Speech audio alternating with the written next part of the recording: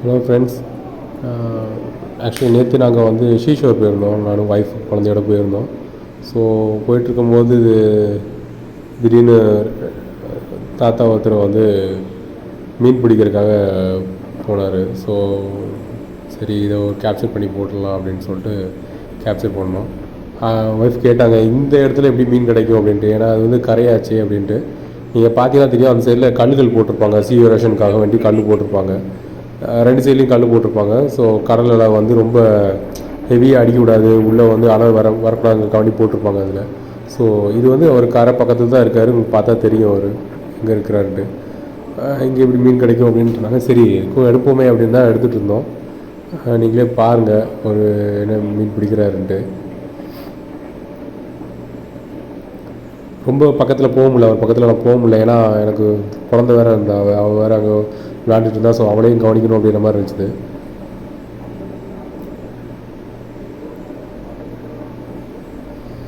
வலையை போட்டிருக்காரு இப்போது.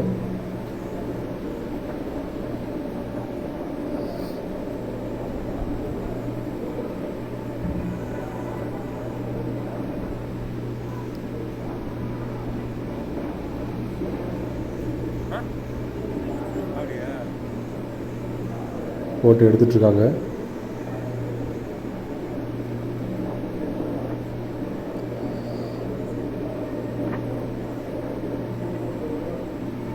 மீன் மாட்டிடுச்சுன்ட்டு அவர் கரைக்கு கொண்டு வருவார். பாருங்கள், அவர் பிடிச்சிருக்க மீன் பேர் எனக்கு தெரியலை. அந்த மீன் எனக்கு புதுசாக இருந்துச்சு. உங்களுக்கு யாருக்காட்டும் அந்த மீனோட பேர் தெரிஞ்சுன்னா கமெண்ட் பண்ணுங்கள்.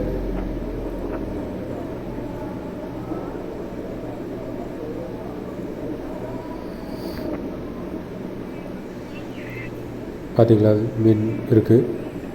ஆனால் அதிகளவில் ஒரு வலையில் ஒரு மீன் கிடைக்கலனாலும் கொஞ்சம் கொஞ்சமாக அவங்களுக்கு கிடச்சிட்டு இருந்துச்சு.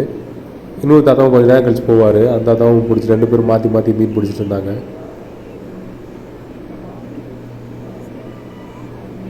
இது என்ன மீன் பாருங்கள்.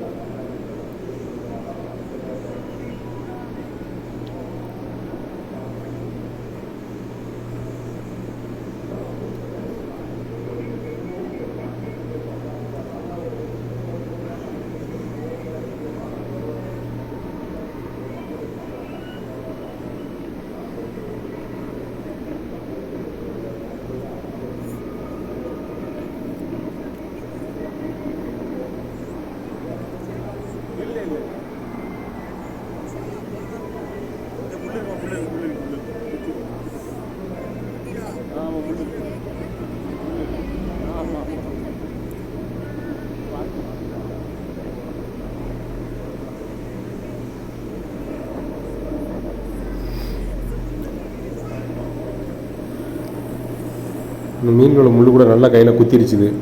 கொஞ்சம் நேரம் வலிச்சிட்டே தான் இருந்துச்சு. அந்த ரத்தம் கூட வந்துச்சு. ஆக்சுவலி கையில் குத்தி ரத்தம் வந்துருச்சு. ஸோ அந்தளவுக்கு நல்லா இருந்துச்சு. ஆனால் அவங்களுக்கு தெரியுது எப்படி மீன் பிடிக்கிற அந்த அவங்களுக்கு தெரியுது எப்படி பிடிக்கணும் அதை அப்படின்ட்டு.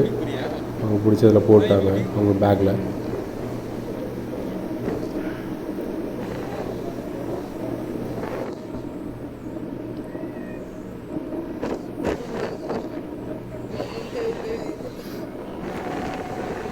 காற்று அவங்க பயங்கர காற்று அந்த டைமில்.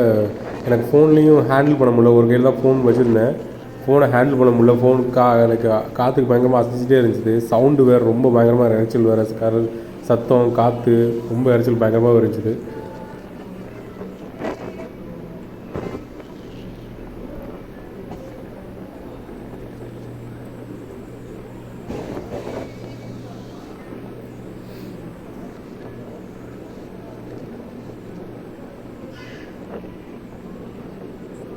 நாங்கள் ப்ரிப்பேர் ஆகி போகலை. இல்லைனா நாங்கள் கூட லைக் காசு கொடுத்து வாங்கியிருந்துருப்போம். அந்த மீன் வாங்கியிருந்துருப்போம். ஸோ ப்ரிப்பேர் ஆகி போகலை. ஏன்னா இவ்வளோ ஃப்ரெஷ்ஷாக மீன் கிடைக்கிறதுங்கிறது ஏன்னா நல்ல விஷயம். ஆழ்கடலில் போவாங்க, தங்கியிருந்து பிடிச்சிட்டு வருவாங்க. அது 4 நாள் 3 நாளுக்கு மேலே ஆகும். ஐஸ் போட்டு வரும். அப்படிங்கும்போது இது வந்து ஸோ ஃப்ரெஷ் இல்லை. நமக்கு பக்கத்துலேயே அவங்க கண் முன்னாடியே பிடிச்சி கடலில் பிடிச்சி நமக்கு கொடுக்குறதுங்கிறது. கேட்டால் கொடுப்பாங்க, அவங்க விலைக்கு கூட கேட்டால் கொடுப்பாங்க.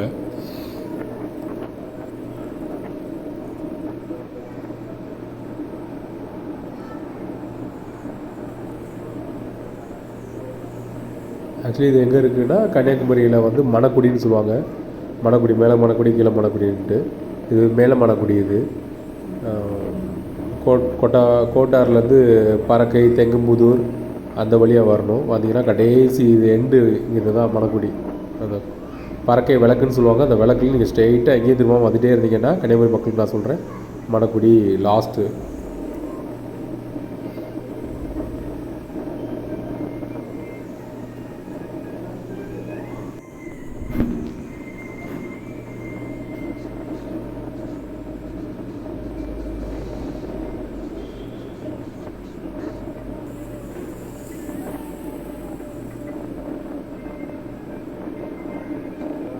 இன்னும் அவர் கொஞ்சம் ஆழமாக போகிறாரு. எங்கள் மீன் பக்கத்தில் கிடைக்கல அப்படின்ட்டு இன்னும் கொஞ்சம் ஆழமாக போகிறாங்க. பயமாக தான் இருக்குது, அவங்க அவ்வளோ தூரம் ஆழமாக போகிறாங்களேங்கிறது நமக்கு பயமாக இருக்குது. ஆனால் அவங்களுக்கு அது தொழில், அது பழகிருக்கு அவங்களுக்கு. இந்த வயசுலேயும் அவங்க மீன் பிடிக்கிறாங்க. அவங்க ஒரு இன்ஸ்பிரேஷனலாக தான் இருக்குது பார்க்குறதுக்கு.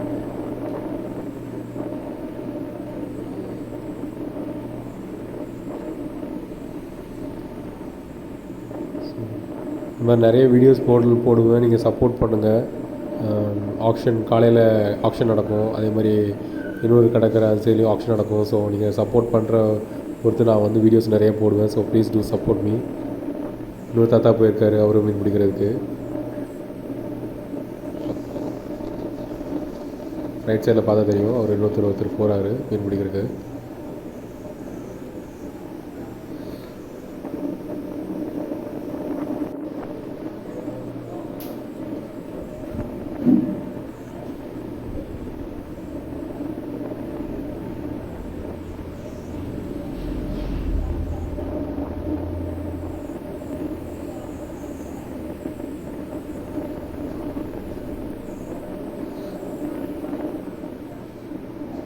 கடலை பார்த்துட்டே இருக்கணும் அப்படின்னாலே அது ஒரு தனி ஒரு ரிலாக்ஸேஷன் தான். அப்படி உட்காந்து நாங்கள் சரி போயிட்டு ஒரு 1/2 hour வந்தலாம்னு நினச்சோம்.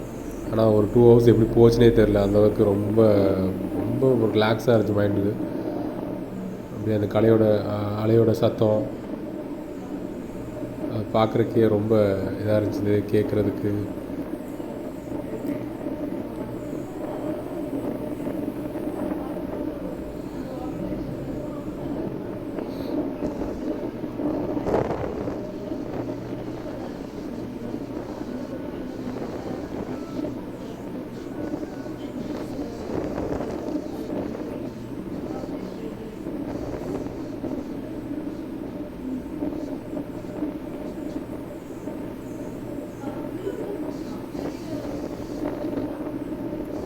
இன்னொருத்தர் செகண்டாக போனதால அவர் ரொம்ப ஆழத்துக்கு போயிட்டார். அப்புறம் ராட் பக்கத்தில் இருக்கார், அவர் இன்னும் ரொம்ப ஆழத்துக்கு போய் அவர் பிடிச்சிட்டு இருந்தார்.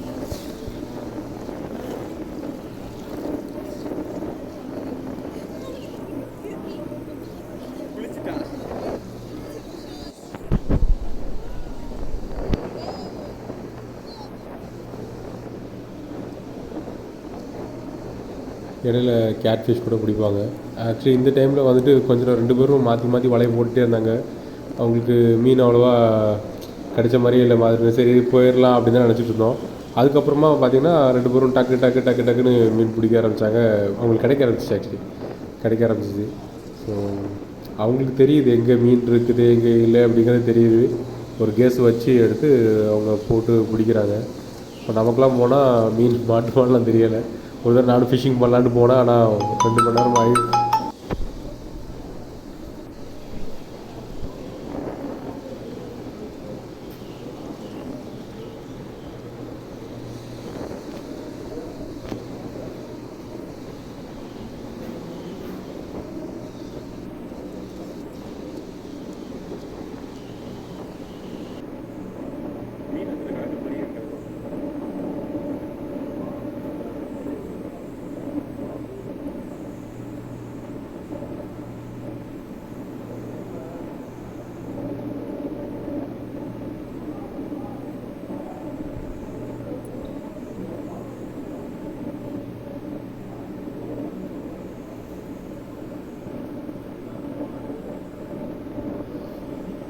அது என் பொண்ணு, அப்புறம் ஈவா. இவானா காட் கிஃப்ட்னு அர்த்தம். இப்போது இன்னொரு தாத்தா அவர் வந்து பிடிச்சிட்டு வராரு மீன்.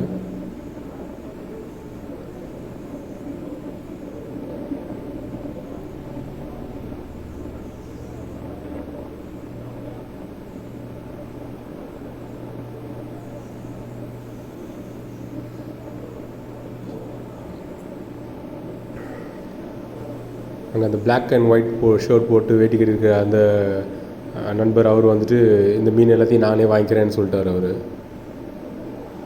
ஸோ அவங்களுக்கு மீனை இவங்க பிடிக்கிற மீனை எவ்வளவோ அதை நான் வாங்கிக்கிறேன் அப்படின்ற மாதிரி சொல்லியிருக்காங்க. ஒரே டைப் ஆஃப் மீன் தான் அவங்களுக்கு மாறிச்சு. அப்புறம் கேட் ஃபிஷ்லாம் வந்துச்சு. இந்த டைப் ஆஃப் மீன் பேர் என்னன்னு சொல்லுங்கள். ஏன்னா ஒருத்தங்க கேட்டாங்க சாலை மீனான்னு கேட்டாங்க. சாலை மீன் இல்லை, இது பெரிய சைஸ். இது லைக் ஒரு 250 கிராம்ஸ்லேருந்து 1/2 kg வரைக்குமான மீன்கள்லாம் பிடிச்சாங்க அவங்க. அப்புறம் பாறை மீன் பார்த்தா தெரியும், அதில் பெரிய மீன்கள்லாம் இருக்குது. அதில்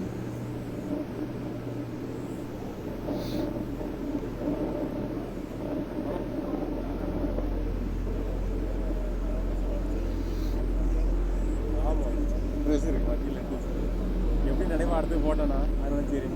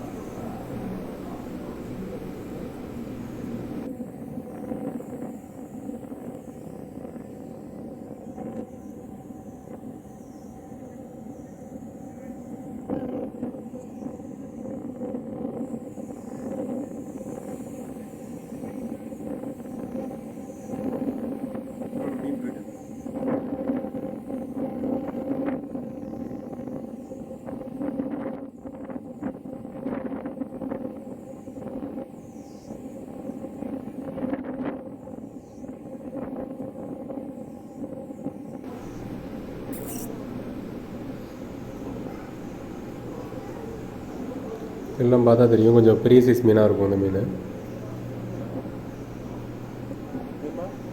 அவங்க பிடிச்சி விட்ட கேட் பீஸ் இந்த இதில் மாட்டிட்டு நினைக்கிறேன்.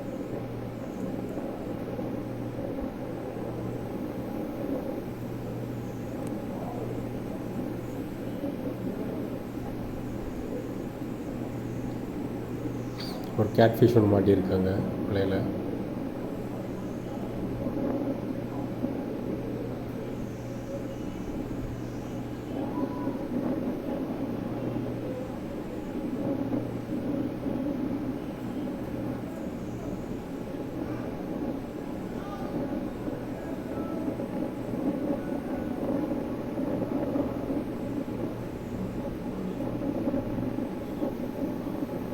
ஒரு குட்டி கேட்ஃபிஷ் ஒன்று.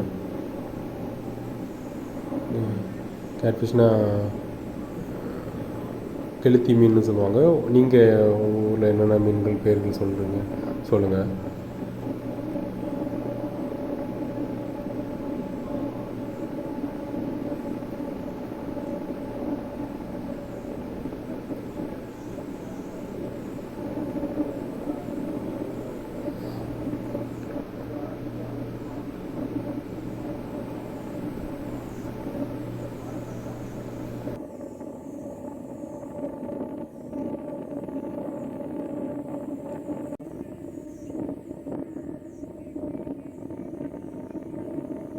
அந்த சைடில் மீன்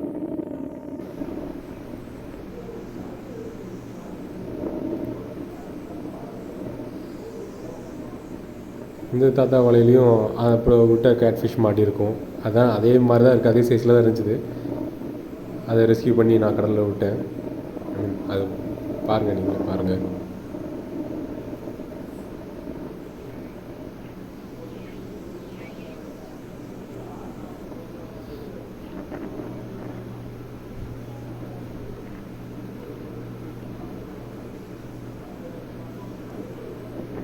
தேடியது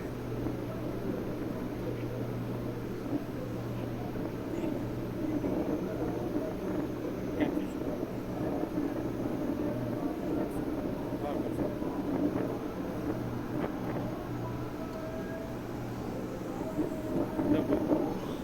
தூக்கி போட்டாங்க அந்த மீனை. அந்த டைமில் அது அலை பின்னாடி போயிடுச்சுது. அதில் சரியாக போக முடியல, மணல்ங்கிறனால அதில் சரியாக போக முடியல, அது அப்படியே இருந்துச்சுது.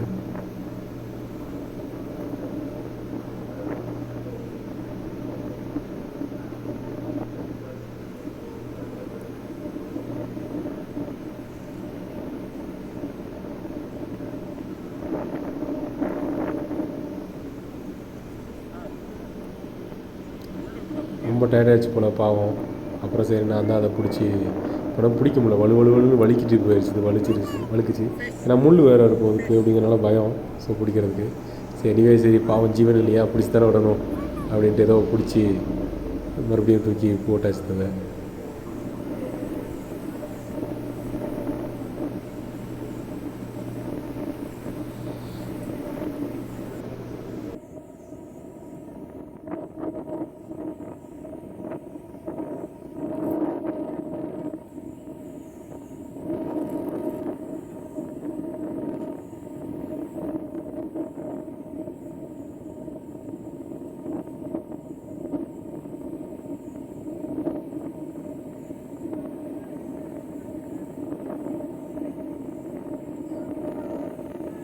இவர் சினிமா எவ்வளோ பெரிய மீன் பாரு, ஷார்க்கா அதே மீன் தான்டா, இந்த ஏரியாவில் அந்த மீன் தான் இருக்குது.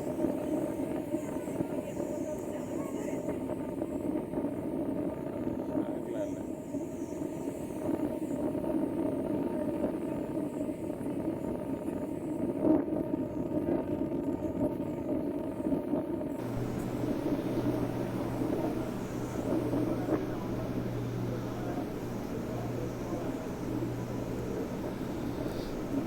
இல்லை பாறைக்குட்டியெல்லாம் மாட்டிருந்துச்சு. பாறைக்குட்டி பாறை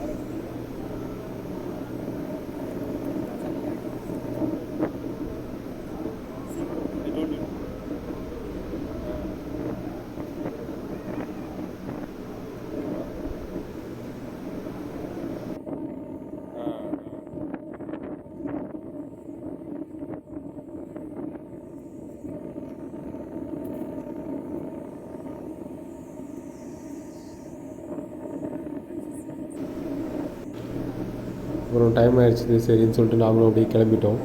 ஸோ தேங்க்யூ ஃபார் வாட்சிங்.